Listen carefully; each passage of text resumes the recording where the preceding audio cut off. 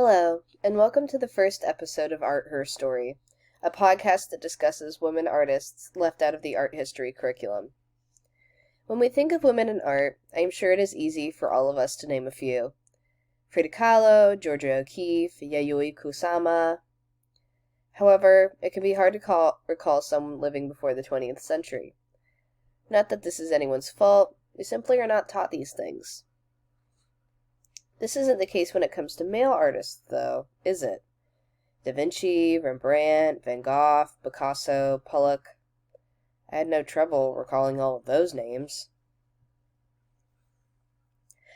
The truth is that many women in art history, despite their talents, have been refused classical training and financial independence. This prevented many from ever becoming accredited professionals and thus receiving patronage from their contemporaries. Additionally, many female artists have had their artworks misattributed to male artists.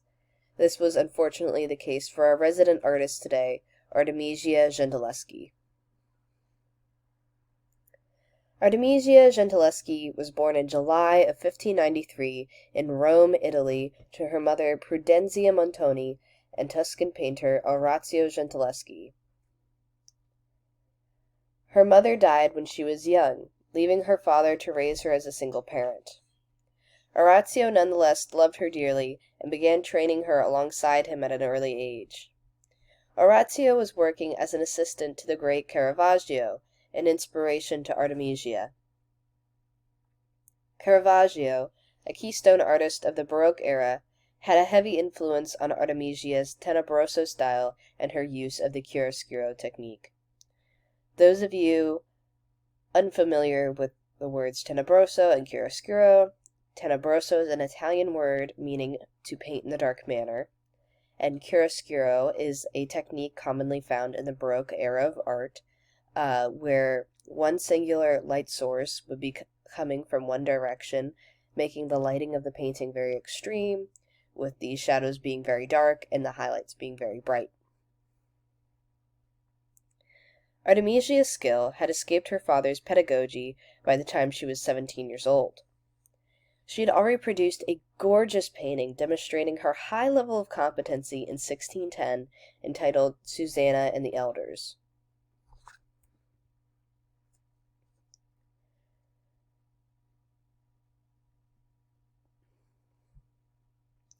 The artwork tells a biblical story that has received possibly hundreds of renditions. However, what makes Gentileschi's piece stand out is her focus on Susanna's distress and the predatory nature of the elders. Women forsaken by men and overcoming pain would become a popular theme in her body of work. In the following year, 1611, Artemisia's father had artist Agostino Tassi continue her training to hone her skill. One day, Tassi visited the Gentileschi home unannounced and assaulted Artemisia when she was vulnerable. The painful public trial that ensued sullied Gentileschi's reputation for years, and combined with the assault, left her traumatized. Swiftly, Orazio arranged for Artemisia to be wed to Pier Antonio Staiatessi, a painter from Florence. The couple moved to Florence soon afterward, where Artemisia would be the first woman to be accepted to Accademia delle Arti del Disegno. That's Italian for the Academy of Arts of Drawing. She had much success in the new city, as in fact one of her first commissions was a ceiling fresco to be painted in the home of the late Michelangelo. Gentileschi completed this work while she was many months pregnant. She was one of the very first female artists ever to be able to run a professional practice on her own. She made many acquaintances, that of which included the astronomer Galileo and Christina of Lorraine, who belonged to the house of the Medici. Again, those of you unfamiliar with the Medici, they were a famous Italian family who patroned many of the well-known Renaissance artworks that we know of today, including the Sistine Chapel. One of her most well-known and celebrated pieces is her painting entitled Judith Slaying Holofernes. It is another biblical story where a woman has been crossed by a man. In short, Assyrian general Holofernes has seized the Jewish city of Bethulia, and Judith takes it upon herself to save her people. She dons her finest apparel, seduces Holofernes, and with her maidservant, slays him. In the picture we find that through the brutality of the act, the overlooming theme is punishment. Just from the details we understand of Artemisia's past, we know who this painting is about. That Judith and Holofernes are stand-ins for a fantasy of Gentileschi's.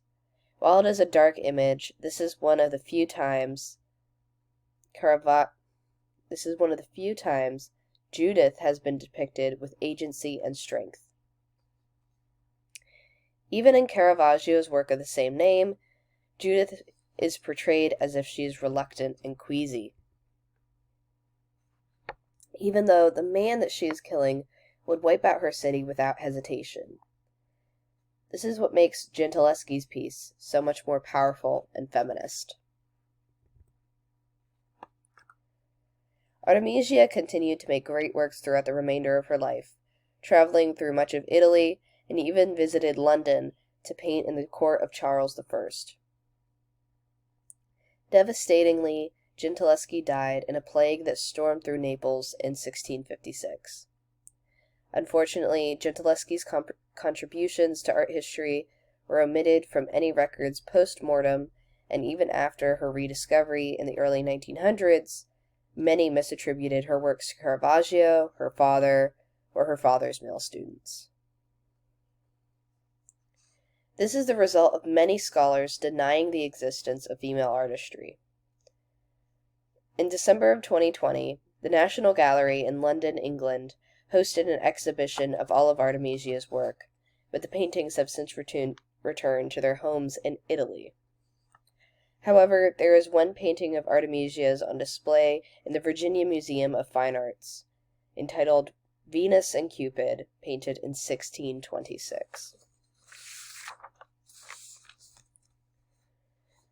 Well, folks, that is all I have for you today, and I hope you will join me next time you crave more art, her story.